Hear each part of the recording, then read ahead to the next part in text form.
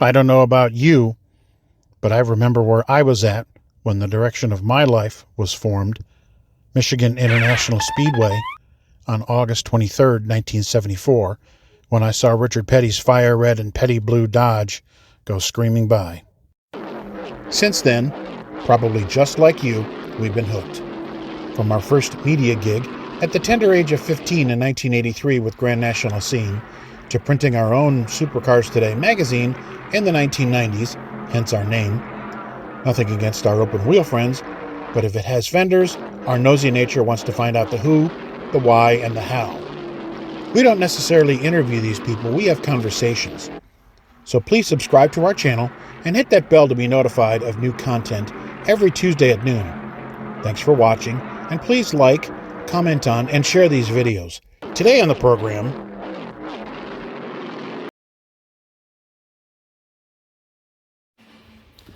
so you're flying to the line. They're behind you. You're coming to the line, winner of the, what is it, 54th or 52nd Daytona ARCA 200? Anyway, you're coming to the line as winner of the Daytona ARCA 200. You are the man. What do you see? Do you see the checkered flag waving? Do you see the fan? You probably don't hear the fans, but what do you see? Do you see? I don't know if you can see pit road. Do you see your crew guys? What do you see? No, I mean, it's at that point it's kind of like total focus. You know, I'm being told get down, get down, get down. They're wrecking behind you, and you know, like I said, I cross the line and they make fun of me on the broadcast because I don't lift. Right. But again, what happened to me last year, right? 20 some seconds after the yellow came out, I got destroyed. So my thoughts immediately was they're wrecking behind me, don't lift, keep it going, because I don't want to put this thing in a basket. yeah, I mean the car's obviously it's badass, and I don't want to have to go home and work our tails off to fix it. So Hear that, fans? He's not driving fast to accelerate faster. He doesn't want to get the car wiped out from behind. yeah, so You weren't thinking though that somebody got pissed off and going to come after no, you? nothing like that. It was just You know how people are. Some people think, oh, well, you might have done that to me earlier in the race. Or nothing. no, that because didn't go I had I don't know of any point during the race that I made anybody mad. I thought it was a good, clean race. I thought it was a great, feel-good moment. There's nothing that I could remember like the Super Bowl. You can't say super because I come after you. Naming rights. So, the holding call that wasn't or was, or who knows, it's always Yeah. something stupid.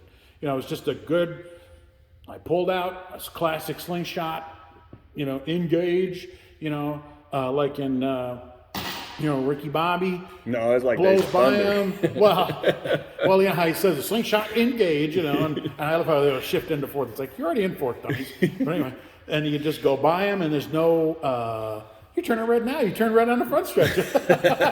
They pointed that out too. He's beat red, and so you're flying down the back stretch, and what's going on now? Yeah. Emotions. I mean, you can Like hear what? it in the Like broadcast. what? I'm I'm tearing feeling up. it here. I'm feeling it in my chest, the emotion. I mean, hate to say it, fans, but the second time we had to do this, and the second time I get it in my chest. So I can just imagine what you're feeling. I mean, it's the feeling of everything you've ever dreamed of doing, you just accomplished, and knowing that realistically, I didn't think it would ever happen. I mean, you hear the cliche, oh, you work hard, your dreams will come true, and good things come to those that work hard, and But really, in ARCA, how many guys like yourself get to experience that? right. I mean, It's not usually reality. I don't know who. No offense to ARCA, ladies and gentlemen, but Yeah, I don't know who, but somebody, and I don't remember who, but it stuck with me. When I was looking at buying an ARCA car, only one person knew that I was looking at ARCA cars. I think. Brandon, did I tell you I was going to North Carolina? Yeah, he asked me if I thought you were crazy. Okay, so maybe 2 or 3 people. Maybe Introduce yourself, Brandon, as long as you're on camera now. Hi, Brandon Grant. There you go. People are going, who's that? So CB didn't know. My mom and dad didn't know. My wife knew. Boss is Brandon always knew. gotta know. Yep. Brandon knew and Jason knew. So I think there was 3 people. And when I was down there, and I kind of told people, like, hey, man, I really just, I want to go race at Daytona. And, you know, the conversation was basically, you know, yeah, you can go race, but you'll never win a race. Like you can't beat the teams that are there, right? I mean, they're mega teams. They're big teams. They're basically cup teams in a way. Right. They have factory support, they have wind tunnel time, they have engineering, they have all of that, right? Whereas an ARCA team has a fraction, literal fraction of it. Yeah. So someone told me, like, well, you'll get good stuff, but you know, there's more to it than just buying good equipment. There's more to it than purchasing this part and purchasing that part. And I understood that. And don't mean to interrupt, but was the thought doing it on your own, or going to drive for somebody? Or was it always the thought, I'm doing it myself? There was both. When I went down there, it was, see where it goes. Now, is this the time you tested with Andy? No, Gilbert, this was 2020 winter. We won the championship in 2019. Went to the test in 2019-2020, January 2020. This was November 2020. I had done we had done a couple big fence jobs right at the end of the year. And Merry Christmas to you. Here's my Christmas present. It was one of those, like, hey, kind This of might looking be at some possible. things. Right.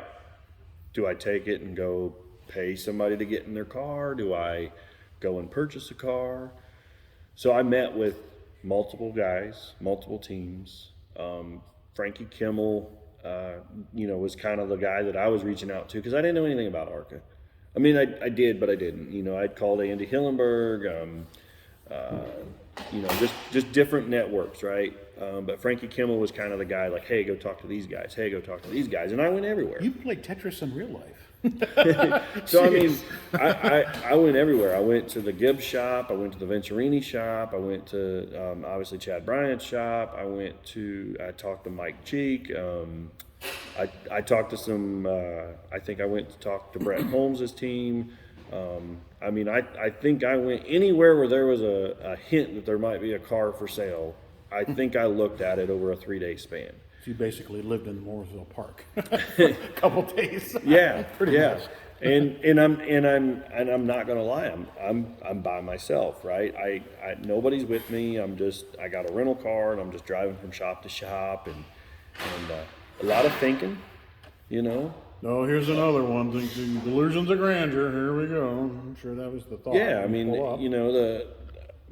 at some point in one of those shops, someone told me, and they just told me, they're like, well, you get good, make sure you get good stuff, and you basically you won't be able to win, right?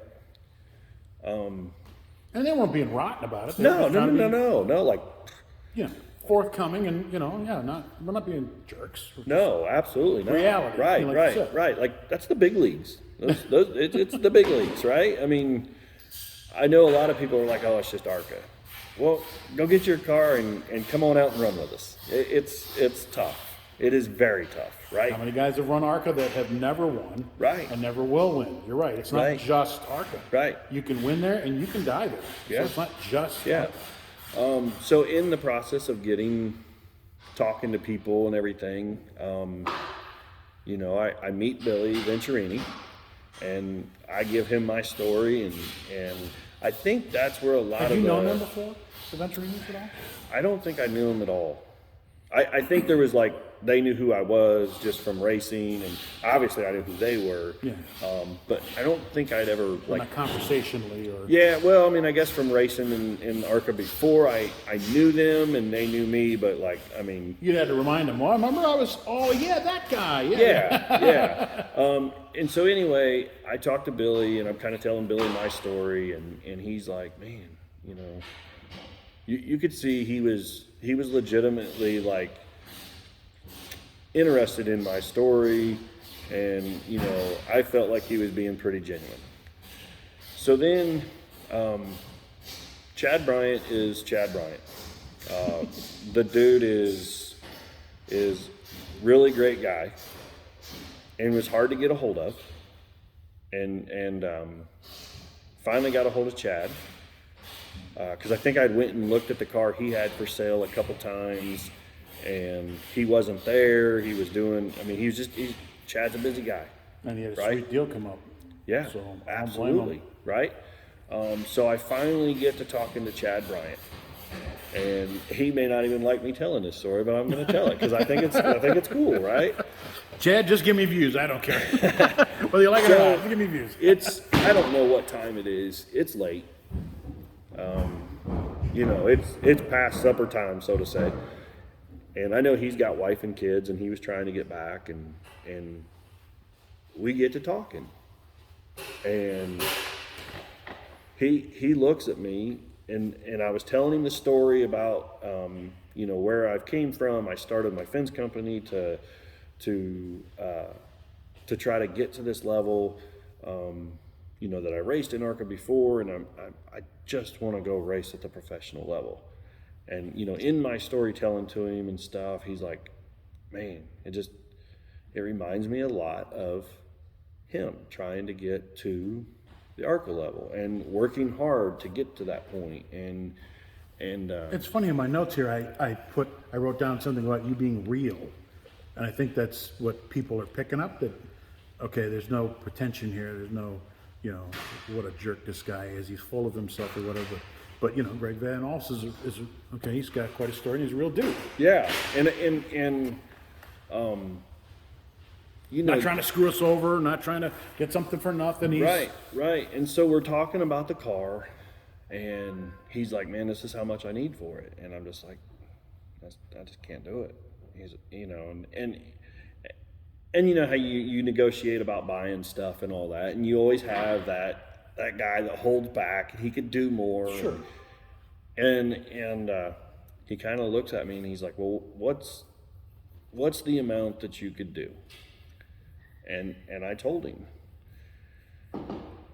And he just kind of sat there for a second, and he just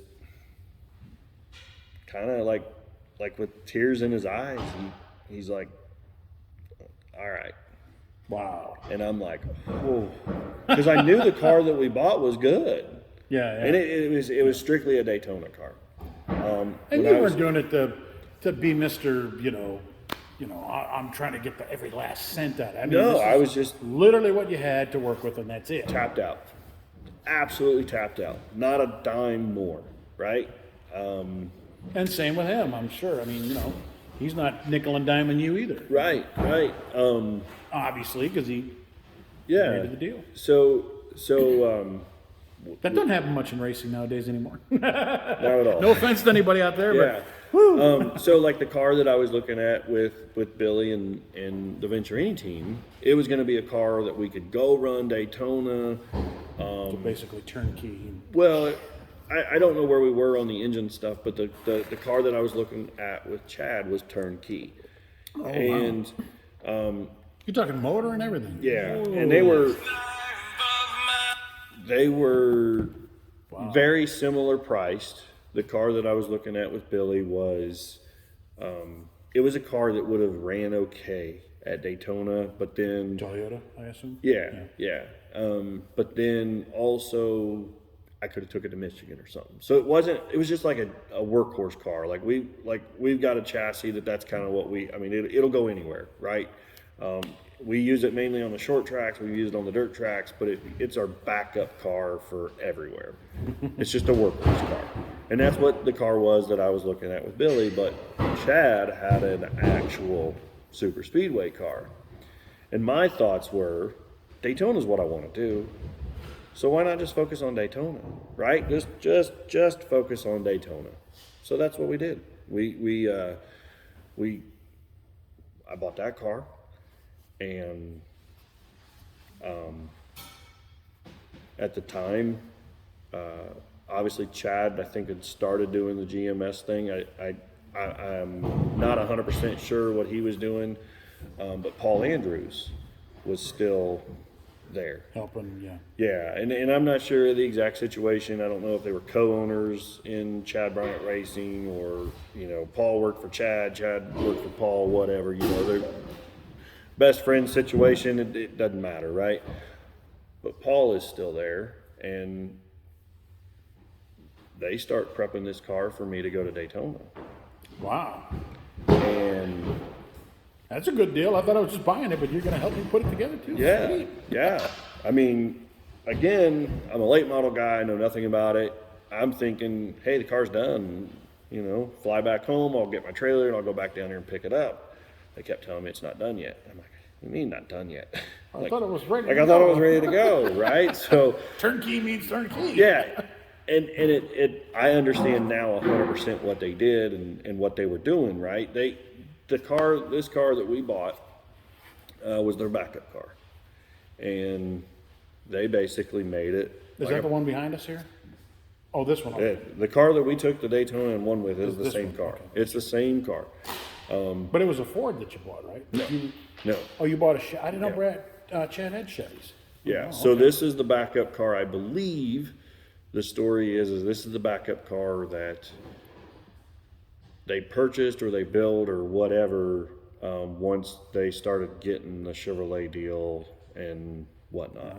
I don't know the whole story. I'm not going to sit here and pretend like I do, but yeah, there was Chevrolets and there were Fords in the shop. I did not But the know that. Chevrolet was the super speedway car. So I didn't, I'm new into ARCA. I thought I bought a car that was ready to go. I'll believe what you're telling me. Yeah.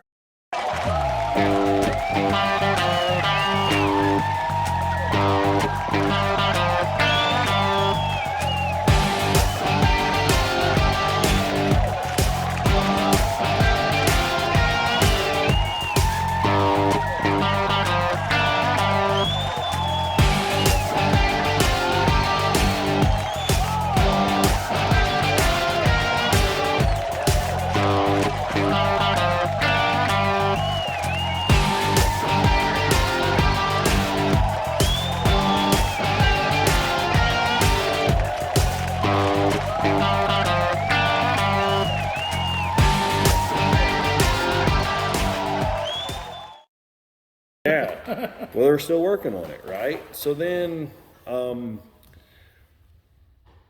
trying to convince Paul basically to go to Daytona with us. Of course. And Chad kept telling me, because I hadn't developed any relationship with Paul, and I'm not gonna lie, I didn't know how to approach Paul, and so everything I was doing, I was kind of doing through Chad, and Chad just kept telling me, we'll have somebody to help you at Daytona, and This deal just keeps getting sweeter. yeah, we'll have somebody, right? We'll have somebody, and I didn't know what he meant. I knew Chad wasn't going to go because Chad was going to GMS, right? So he couldn't go, but I knew he knew people.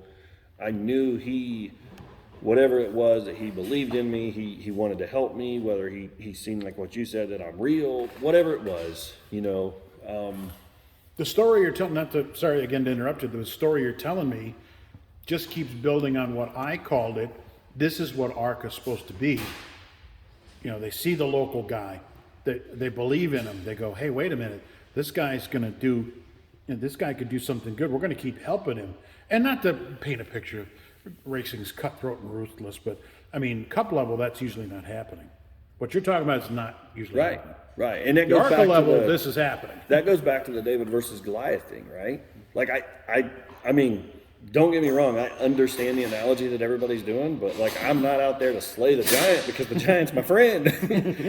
So anyway, we get going closer. There's some things that have happened with CB, good stuff that's happened. CB's, he's all in at this point. So I think me, my dad, Chris with CB Fabricating, my boys, we all go down to Daytona, or not to Daytona, I'm sorry. We all go down to Mooresville. It's around Christmas, in between Christmas and New Year's. We take our trailer, right? We're bringing our race car home. Mm-hmm. And we're all pumped and excited, and it's still not done. And Didn't you call me and told me? we were kind of frustrated. Like, and I'm saying that now and joking, right? Yeah. Because we don't understand what's happening. But you've already wrote the check. It's not funny then. Well, I don't even know if I had paid for it in full at this point. Oh, okay. I mean, if I hadn't paid for it in full, we had definitely paid a good chunk. Sure. Right. So we're right around that time, and I'm not sure what's going to happen. And Daytona's 2 months away. yeah, the test is a couple weeks away. Oh, the test. Yeah. The test. You're right. I'm not sure the timeline, and I'll get into the conversation that me and CB had. But going back to the Paul thing, I know I need a crew chief because I don't know anything about ARCA. And my thoughts were, like I said earlier, if I had one thing I could tell somebody younger, you can't buy experience. You can Been there, done that. You can buy people that will help you at the racetrack with experience. So my brain is thinking, I got to have somebody that knows what they're doing going to Daytona. Whether that's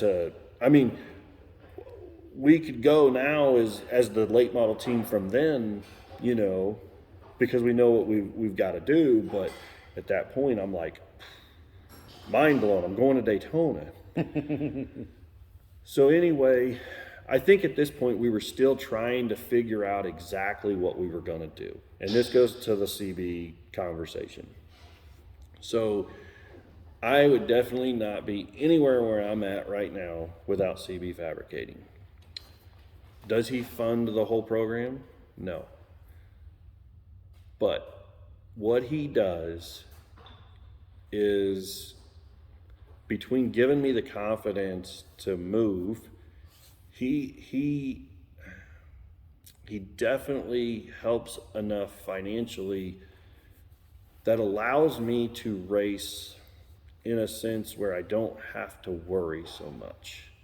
And I don't know how to put it into words, because he is a huge factor in my racing career. But we could go racing with what his help is, and I don't have to necessarily worry about my bills not being paid.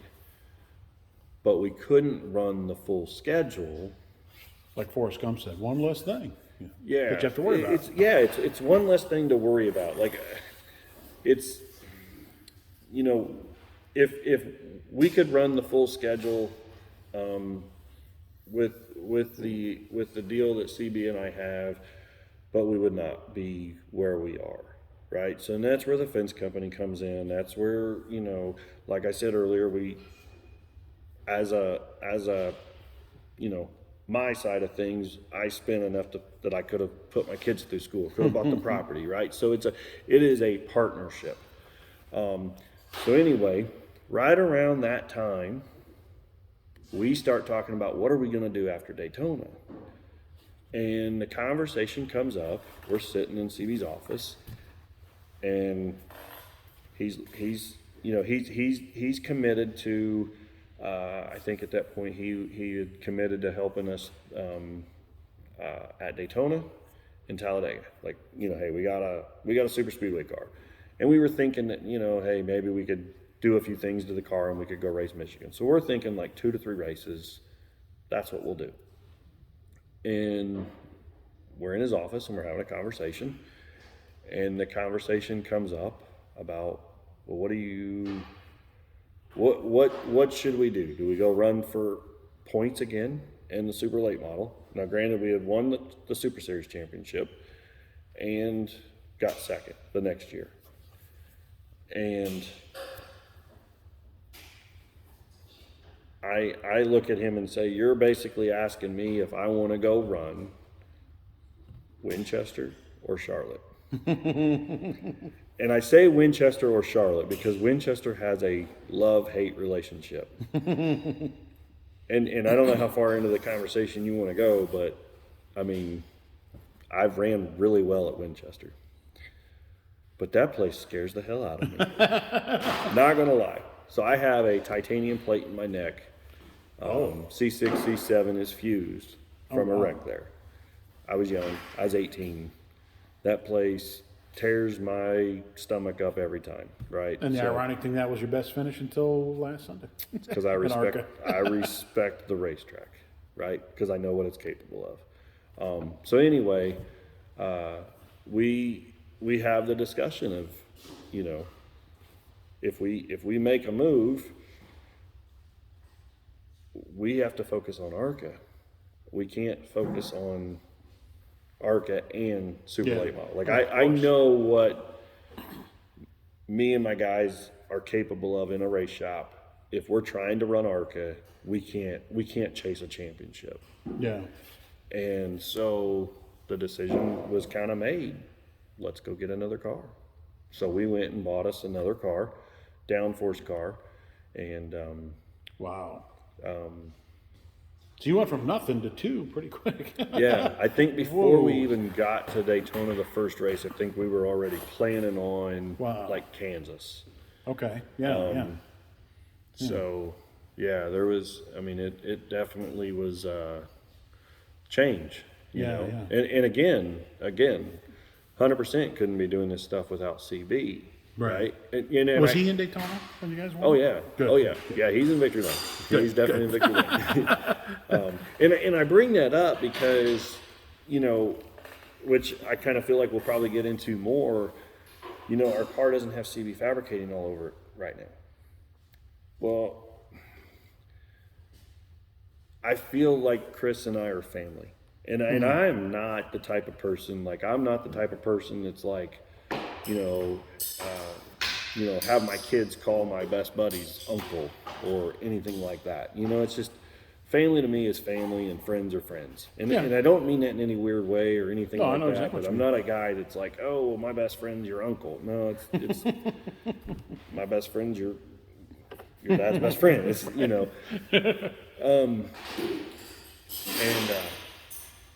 A lot of people think that something has happened between me and CB, or Oh, boy. because the car doesn't have all the logos on it. At the end of the day, our relationship is very close. His sons say that I'm his favorite son. They tease me all the time that I'm the son that he never had. You never had. You know, and you know, That's because I just won Daytona and you didn't. I was kidding. you know, and he's got multiple other drivers that he helps. I mean, Okay. and you know, some people. So that's his hunting and fishing and golf game. Yes. So like Tyler Rohrig, right? He helps Tyler Rohrig. I've told people, because people are like, oh, well, what do you think he gives Tyler? Or, you know, I don't care. I was just going to say. Right? Like, I don't care. my Like goodness. whatever CB wants to do is what CB wants I'm to do. just grateful for what he gives me. Exactly, 100%. I'm grateful for what we do. And He doesn't owe me anything. So Right. I'm not going to be, where right, did you get that? I'm more like, you know, hey, People like that great. Tyler's part of the CB fabricating race team, and you know, and the Phillips and them that are on the street stock, and Mosley with the sprint cars, and you know, I mean, all the guys that are under the CB fabricating umbrella, I guess. I look at it as we are all a race team that has been built around Chris Barkle. And so with that, when we go to Daytona this year and we don't have CB all over the car, everybody's like, oh, what happened? What happened? Here's what happened. At the end of the day, it takes a lot of money to run competitive in ARCA. Chad Bryant told me when I started doing it, it's going to cost you X amount of dollars. You can't do it any cheaper. I thought he was crazy. Right? You want to run up front, you want to win. Yeah. That's how much it's going to cost.